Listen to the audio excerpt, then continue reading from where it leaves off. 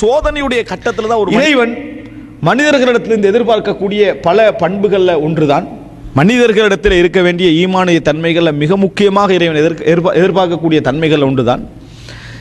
அதாவது ஈமானுடைய உறுதி வெளிப்பட வேண்டிய இடம் நமக்கு இறைவன் தருகின்ற நேரத்தில் அல்ல, நமக்கு இறைவன் தடுக்கின்ற நேரத்தில்.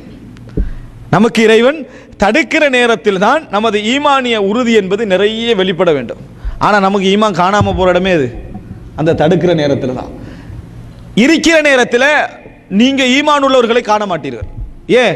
ஈமான் உள்ளவர்கள் அதில் சமமாக இருப்பார்கள், ஈமான் இல்லாதவர்கள் அதில் என்ன செய்வார்கள்? சமமாக இருப்பார்கள். மாணிக்கங்களை கண்டுபிடிக்கிற இடம் எது தெரியுமா? அது தனிச்சு விளங்கக்கூடிய மாதிரியான பிரச்சனைகள் அதற்கு வார நேரத்தில் தான் என்ன செய்யலாம், நீங்கள் அதை அடையாளம் கண்டுகொள்ளலாம். இந்த மாதிரி இல்லாமல் நாங்கள் நடந்து கொள்வோம் என்று சொன்னால், அதாவது ஈமானிய உணர்வு சோதனையுடைய கட்டத்தில் தான் ஒரு மனிதனுக்கு என்ன செய்யும், மிக அதிகமாக இருக்க வேண்டும். நயவஞ்சகர்கள், மதீனாவுடைய நயவஞ்சகர்கள் அடையாளப்படுத்தப்பட்ட நேரம் எல்லாம் இது குறிப்பாக ஹந்தக் யுத்தம். ஹந்தக் யுத்தத்தில் விளங்கினாங்க, இதோட முடிஞ்சது முஸ்லிம்கள் என்னது இதோட முடிகிற மாதிரி இருக்குதே என்று சொல்லி முடிவை அவர்களே எடுத்துக்கொண்டு வெளிப்படையாக என்ன செஞ்சாங்க, எதிர்க்க ஆரம்பித்தார்கள். ஆனால் முடிவு தலைகீழாக என்ன செஞ்சது போனது என்பதை நாம் என்ன செய்கிறோம், பார்க்கிறோம். எனவே அன்புள்ள சகோதரர்களே, ஒரு முஃமினுடைய முழுமையான எண்ணமும் எப்போ விளங்கணும்னா இறைவன் எனக்கு தடுக்கிற நேரத்தில் தான் விளங்கணும். ஆனால் இன்றைக்கு சுபஹானல்லாஹ் சிலருடைய கேள்வி, மார்க்க ரீதியான கேள்விகள் எல்லாம் பார்க்கிற நேரத்தில் ஆச்சரியமாக இருக்குது. ஒரு சிலர் கேள்வி கேட்குறாங்க, அல்லாஹு அதாவது பெரிய மார்க்க விளக்கம், மார்க்க படிப்பு எல்லாமே இருக்குது. ஆனால் மார்க்க விளக்கத்தை எப்படி உங்களுடைய உறுதிகள் எல்லாம் இருக்கிறேன்னு நீங்கள் பார்த்தீங்கன்னு சொன்னால், சுபஹானல்லாஹ் நான் தொழுகிறேன், நோன்பு வைக்கிறேன், இதை செய்கிறேன், இன்ஷா அல்லாஹ் அல்லாஹு தாலா எனக்கு ரஹ்மத் செய்வான்னு நினைக்கிறேன். அல்லாஹு தாலா அவர் நல்ல வார்த்தை சொல்கிறாராம். அவர் என்ன சொல்கிறாராம்? நல்ல வார்த்தை சொல்கிறாரா, அல்லாஹ் எனக்கு ரஹ்மத்து செய்வான் என்று நான் நினைக்கிறேன். அப்படின்னா இதுவரைக்கும் உனக்கு ஒன்றும் செய்யலை. இது வார்த்தை என்ன அர்த்தம் தெரியுமா? இதுவரைக்கும் அல்லாஹு தாலா எனக்கு ரஹ்மத்தே செய்யல. அவருடைய வாழ்க்கையில் அவர் பார்க்கிறாரு, எல்லா இடங்களும் அவர் சோதனையா இருக்குது, நஷ்டப்படுறாரு, திருமணம் விவாகரத்து பிரச்சனையில முடியுது, தொழில் இல்லாம போகுது, கடைசியில் அவமான பெயர்கள்லாம் வருது. ஆனால் அவர் நல்லவராகவே வாழ்றாரு. இப்போ இவர் எடுக்கிற முடிவு என்னன்னா, இன்னும் அல்லாஹ் எனக்கு என்ன செய்யல, ரஹ்மத்து செய்யல. இன்ஷா அல்லாஹ் இன்னொரு 5 வருஷத்துல அல்லாஹ்வுடைய ரஹ்மத் என்ன செய்யலாம், வரலாம். இன்னொரு 2 வருடத்துல ரஹ்மத் என்ன செய்யலாம், வரலாம். இவர் எப்படிப்பட்ட ஆபத்தில் இருக்கிறார் என்று சொன்னால், மற்ற சாதாரண மக்களை விட பெரிய ஆபத்தில் இருக்கிறார் ஈமானிய பகுதியில். இந்த வார்த்தை என்ன சொல்லுது, ஒரு மனிதனுடைய இந்த வார்த்தை என்ன சொல்லுது, இவர் இறைவனை பற்றி இவரது கெட்ட பார்வையை இது சொல்கிறது. இவர் ஒவ்வொரு சோதனை வருகிற நேரத்திலும் இறைவனை பற்றிய கெட்ட எண்ணத்தோட என்ன செய்கிறாரு, அந்த இடத்தை தாண்டார். ரசூல் ஸல்லல்லாஹு அலைஹி வஸல்லம் சொன்னார்கள், லா யமூதன்ன அஹதுக்கும் இல்லா வஹுவ யுஹ்சினு ظن பில்லாஹ். உங்களில் எவருமே மரணிக்க கூடாது அல்லாஹ்வை நல்லெண்ணம் வைத்த நிலையிலே அன்றி நீங்கள் எவரும் என்ன செய்து விட வேண்டாம், மரணித்து விட வேண்டாம் என்று சொல்லி ரசூலுல்லாஹி ஸல்லல்லாஹு அலைஹி வஸல்லம் அவர்கள் எச்சரிக்கிறார்கள். இந்த கெட்ட எண்ணம் இருக்குதே, ஒரு மனிதனுக்கு மிகப்பெரிய பாவியாக இருக்கிற நேரத்தில் கூட வரக்கூடாது. ஒரு ஈமான் உள்ளவனுக்கு வந்தா எப்படி இருக்கும், எப்போ வரக்கூடாது, ஆக பெரிய பாவியா இருக்கிற எல்லா பாவங்களும் செஞ்சு மோசமானவனாக இருந்து இந்த நேரத்தில் கூட எது வரக்கூடாது, இறைவனை பற்றிய கெட்டெண்ணம் வரக்கூடாது. வந்தா அது குஃபுர். அது என்ன குஃபுர்? நாங்களாம் குனூத் ஓதுவோம்னு சொல்லுவோமே, இந்த குனூத்திலே கடைசி தாவுக்கு பதிலா ஒரு தா வந்து பெரிய தா குனூத், அது இஸ்லாத்துடைய பார்வையில் என்ன குஃபுர். அதாவது இறைவன் மீது வரக்கூடிய மோசமான நம்பிக்கை, கெட்ட நம்பிக்கைன்னு அர்த்தம். இறைவன் நம்மளுக்கு முடிஞ்சுது, இனி நான் இறைவனை நம்பி என்னது பிரயோசனம் கிடையாது. எதுல?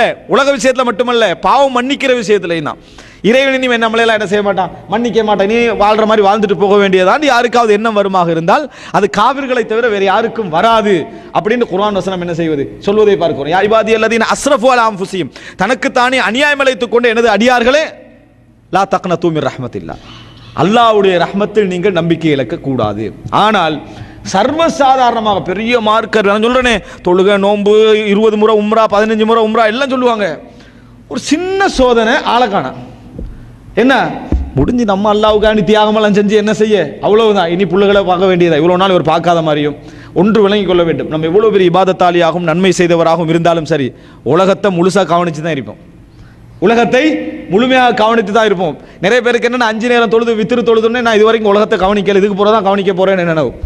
ஆனால் நம்ம உலகத்தை ஒவ்வொரு செகண்ட் கவனிச்சு கொண்டு தான் என்ன செய்யறோம், இருக்கிறோம். நம்மளுக்கு தேவையானவைகளை எடுத்துக்கொண்டு தான் நம்ம இருந்து கொண்டிருக்கிறோம் என்பதை நம்ம என்ன செய்ய வேண்டும், புரிந்து கொள்ள வேண்டும். எனவே அன்புள்ள சகோதரர்களே, மிக முக்கியமாக நாம் தெரிந்து கொள்ள வேண்டிய ஒரு முஃமினுக்கு வர வேண்டிய நம்பிக்கைக்குரிய இடமே எங்க தெரியுமா, இறைவன் தடுக்கின்ற பொழுதுதான். இறைவன் தடுக்கின்ற பொழுதுதான் வரும். நான் இது ஒரு தனி தலைப்பில் பேசியிருக்கிறேன். என்ன, அதாவது தடுப்பதும் இறைவனது அருளே என்று சொல்லி, கொடுப்பது மட்டுமல்ல தடுக்கிறது. பெரும்பாலும் இமாம் இப்னுல் ஜௌஸி ரஹ்மத்துல்லாஹி ஒரு வார்த்தையை சொல்கிறார், ஒரு முஃமினுடைய நம்பிக்கை எங்க உச்சகட்டமாக இருக்கணும் தெரியுமா? இறைவன் தராத நேரத்தில் தான். இறைவன் தார நேரத்தில் அவன் கவலைப்படணும். உலக ரீதியாக சந்தோஷம் வந்துடும். ஆனால் இறைவன் தந்துட்டான், நான் கேட்டதை தந்துட்டான். யாருடையது? நீங்க கேட்ட அளவோ இறைவன் தந்தாச்சு. ஆனால் நீங்க கேட்டதை இறைவன் தராமல் இருக்கிறான் என்று சொன்னால் அவன் வேறொன்று தாராண்டா, அது உங்களுக்கு இறைவன் தீர்மானிச்சது. இதை நீங்க இறைவனுக்கு தீர்மானிச்சு கொடுத்தது, அதை பொன்னால் அது இறைவன் உங்களுக்கு தாரான். இதை எனக்கு வேண்டுமென்று நீங்க கேட்டது. இறைவன் நீங்கள் கேட்டதை தராமல் இருக்கின்ற நேரத்தில் தான் ஒரு முஃமினுடைய நம்பிக்கை இன்னும் என்ன செய்ய வேண்டும்? அதிகரிக்க வேண்டும். அதனால தான் இறைவனை நீங்க பார்க்கலாம், நபிமார்கள் கேட்ட உடனே நிறைய விஷயத்தை கொடுக்க மாட்டான். சாதாரண மக்கள் கேட்ட உடனே இறைவன் நிறைய விஷயத்தை கொடுத்துருவான். வித்தியாசத்தை பாருங்க. நபிமார்கள் கேட்ட எத்தனையோ விஷயங்கள். ரசூலுல்லாஹி ஸல்லல்லாஹு அலைஹி வஸல்லம் அவர்கள் ஒரு முறை அல்லாஹ்ட்ட துஆ கேட்குறாங்க, யா அல்லாஹ், அதாவது சுலைமான் அலைஹிஸ்ஸலாத்துக்கு நீ இது கொடுத்தாய், மூசா அலைஹிஸ்ஸலாத்துக்கு இதை கொடுத்தாய், இப்ராஹிம் அலைஹிஸ்ஸலாத்துக்கு இதை கொடுத்தாய், எனக்கு ஒரு மாளிகை தான் ரசூலுல்லாஹ் துஆ கேட்டான். என்ன துஆ கேட்டாங்க ரசூல் ஸல்லல்லாஹு அலைஹி வஸல்லம் அவர்கள்? எனக்கு ஒரு என்னது மாளிகை, அது நல்ல சந்தோஷமா குடும்பத்தோடு இருக்கணும் அப்படின்ற ஒரு துஆ ரசூலுல்லாஹ் கேட்டான். ஆனால் அல்லாஹ் தஆலா என்ன செய்யலை? கபூல் செய்யலை. ஆனால் நம்மள நிறைய பேர் மாளிகை கேட்டு கிடைச்செல்லாம் இருக்குது. 1-2 மாளிகைலாம் என்னது கிடைச்செல்லாம் இருக்குது. அப்போ இப்போ என்ன வித்தியாசம்? இப்போ அல்லாஹ் தஆலா ரசூலுல்லாஹி ஸல்லல்லாஹு அலைஹி வஸல்லம் அவர்களோடு இரக்கம் இல்லாமலும் நம்மளோட இரக்கமானு கேட்குறான்னு அப்படி இல்லை. நம்மகிட்ட உள்ள பதட்டம் குஃப்ரில் கூட போய் விட்டுரும். நம்மகிட்ட உள்ள தரலைன்னு வைங்களே, அப்போ நம்ம காபிர் தான் என்ற லெவலில் நிறைய பேர் என்ன செய்கிறாங்க? இருந்து கொண்டு இருக்கிறார்கள். ஆனால் நபிமார்கள் அப்படி இல்லை. தராத நேரத்தில் வந்து அவர்களுடைய நம்பிக்கை அதிகரிக்குமே தவிர அவருடைய நம்பிக்கை என்ன செய்யாது? குறையாது. இந்த ஃபிக்ஹ் நம்மகிட்ட என்றைக்காவது இருக்கு. அல்லாஹ் தரலை உண்ட உடனே நம்மளோட சிந்தனை எப்படி மாறும் தெரியுமா? நம்மளுக்கு அல்லாஹ் தாரான் இல்லை, நம்ம வித்திரு தொழுவதில் ஏதாவது பிரச்சனையோ? அப்போ டோட்டல் தொழுகிறதும் வந்து என்னன்னு சொன்னால் இறைவனுடைய அந்த அந்த கணக்கில் தான் என்னது அவனுடைய சிந்தனை இருந்து கொண்டிருப்பதை நம்ம என்ன செய்கிறோம்? பார்க்கிறோம். அன்புள்ள சகோதரர்கள், இது நம்மளுக்கு ஒரு தவறான நம்பிக்கை. தராத பொழுதுதான் நம்மளது நம்பிக்கை என்ன செய்ய வேண்டும்? அதிகரிக்க வேண்டும். இறைவன் நம்ம கேட்க கேட்க தரலையா, இன்னும் கேட்டுக்கொண்டே இருக்கணும். இன்னும் என்ன செய்யணும்? கேட்டுக்கொண்டே இருக்க வேண்டும் என்பதை பொருள். இன்னும் சொல்ல போனால் சில பொழுதுகளில் இறைவன் வேகமாக கொடுத்து விடுவான். வேகமாக என்ன செஞ்சிருவான்? கொடுத்துருவான். வேகமாக, அதிவேகமாக. இந்த உலகத்தில் அல்லாஹ் யாருக்கு கொடுப்பேன்னு சொல்றான் சொல்லுங்க? இந்த உலகத்தில் டோட்டலா எல்லா நன்மைகளையும் யாருக்கு கொடுப்பேன்னு சொல்றான்? காஃபிர்களுக்கு. அப்படின்னா என்ன? எவ்வளவு வேகமாக முற்படுத்துறானோ அவ்வளவு வேகமாக அவனோட கணக்கை முடிக்கிறான்னு அர்த்தம். எவ்வளவு வேகமாக முற்படுத்துறானோ அவ்வளவு வேகமாக கணக்கு முடிக்கிறான். இதை வைத்துத்தான் பல அறிஞர்கள் என்ன சொன்னார்கள் என்று சொன்னால், கௌஃப்வாசிகள் துஆ கேட்டாங்களே, கௌஃப்வாசிகள் 2 பேர். ஒன்று குர்ஆன்ல வர கௌஃப்வாசிகள், இரண்டாவது ஹதீஸ்ல வரக்கூடிய கௌஃப்வாசிகள். இப்போ நாங்கள் சூரத்துல் கஹ்ஃப் ஓதுறது அது குர்ஆனோட சம்பந்தப்பட்டது. ஆனால் இன்னொரு 3 பேரோட சம்பவம் சொல்லுவோமே, அதில் என்ன இருக்குது? அதுக்கு 3 பேரில் வரும். அது ஹதீஸ்ல வரக்கூடிய அந்த அந்த கல் விழுந்து அடைப்பட்டது. அதில் அவர் நன்மையை முற்படுத்தி தான் அவங்க துஆ கேட்குறாங்க. யா அல்லாஹ் நான் இப்படி செஞ்சேன் அதைத்தா, யா அல்லாஹ் நான் இப்படி செஞ்சேன் அதனால தாண்டு. இது விரும்பத்தக்க விஷயம் அல்ல. இது விரும்பத்தக்க வரவேற்கத்தக்க விஷயமெல்லாம் அல்ல. ஒரு மூமின் தான் செய்கிற நன்மையெல்லாம் அல்லாஹ்ட்ட சொல்லி சொல்லி இந்த உலக விஷயங்களை கேட்டுக்கின்றதுக்கு அது நல்லதல்ல. அனுமதிக்கப்பட்ட விஷயம். என்ன விஷயம்? அனுமதிக்கப்பட்ட விஷயமே தவிர ஒரு சதகா செஞ்சிடுறது, என்ன பிரச்சனை வந்தாலும் சரி, யா அல்லாஹ் அன்றைக்கு ஒரு சதகா நான் செஞ்சனா இல்லையா, அதை வச்சு என்னை இதை காப்பாத்திரு அப்படின்றது. இன்னொரு சிக்கல்ல மாட்டிடுற, யா அல்லாஹ் அன்றைக்கு ஒரு சதகா நான் செஞ்சனா இல்லையா, அதை வச்சு என்னை காப்பாத்திரன்றது இறைவன் விரும்பக்கூடிய விஷயம். அதாவது மார்க்கெட்டில் விரும்பத்தக்க விஷயம் அல்ல.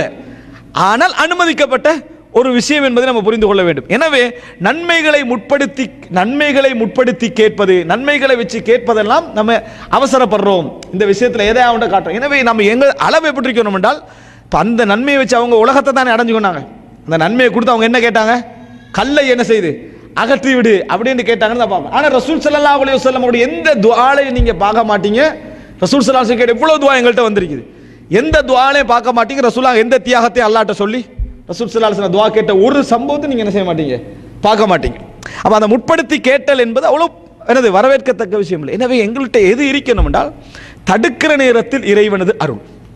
இந்த ஃபிக்ஹ் நம்மிடத்தில் வளரணும். இறைவன் எங்களுக்கு தடுக்கிறவன் தராம, பொருளாதாரம் வராம போகுது, ஒரு அந்தஸ்து வராம போகுது, ஒரு கௌரவம் வராம போகுது, நஷ்டம் அடைகிறோம், கேவலம் அடைகிறோம், என்ன நடந்தாலும் சரி நம்ம ஈமான்ல உறுதியாக இருந்தோம் என்று சொன்னால் இறைவனது அருளை நினைக்கணும். அதை இமாம் இப்னு ஜௌஸி ஒரு வார்த்தை சொன்னேன். இமாம் இப்னு ஜௌஸி ரஹ்மத்துல்லாஹி சொல்கிறார்கள், ஒரு அடியான் வந்து துஆ கேட்கிறான் அல்லாஹ்ட்ட, கொடுக்கல, திருப்பி கேட்கிறான், கொடுக்கல. இப்படி கொடுக்காம இருந்துட்டு போற நேரத்தில் சில நேரங்களில் சிலர் அவசரப்பட்டு விடுகிறார்கள், துஆவை விட்டுறாங்க. அப்ப இறைவன் என்ன செஞ்சிடறான்? கொடுத்துடுறான். இறைவன் கொடுத்து விடுகிறான். அவன் கொஞ்ச நேரம் பொறுத்திருக்க இறைவன் என்ன செஞ்சிருப்பான்?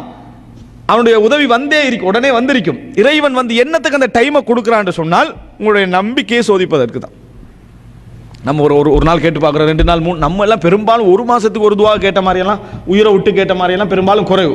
ஒரு துவா 2 முறை கேட்டாச்சு, அதை நினச்சி சந்தோஷப்பட்டுக்கிட்டு நம்ம துவா கேட்டமா இல்லையாடு அப்படி இருக்கக்கூடாது. திருப்பி ஒருத்தன் துவா கேட்டுக்கிட்டே இருக்கிறான். தராத பொழுது அவனது தால்லுக் நம்பிக்கை இறைவனில் இன்னும் அதிகரிச்சுக்கிட்டே என்ன செய்யணும்? போக வேண்டும் என்றதுதான் ஒரு துவா அவனுக்கு ஒரு வணக்கம் என்கின்ற அடிப்படையில் அவனோட லைஃப்பில் என்ன செய்யணும்?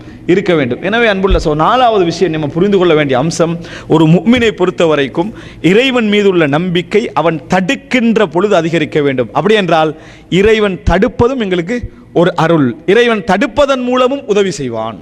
இதன் மூலம் உதவி செய்வான், எங்களுக்கு தடுப்பதன் மூலமும் இறைவன் உதவி செய்வான் என்பது ஒரு முஃமினுடைய ஃபிக்ஹ்ல என்ன செய்யணும்? இருக்க வேண்டும். ரசூல் ஸல்லல்லாஹு அலைஹி வஸல்லம் உஹது யுத்தத்தில் தோல்வி என்பது தடுத்தது. எதை தடுத்தது?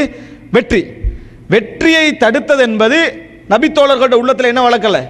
விரக்தியையோ மற்றபடி மனப்பான்மைகளோ அவர்களை என்ன செய்யல? வளர்க்கவில்லை என்பதை நாங்கள் புரிந்து கொள்ள வேண்டும்.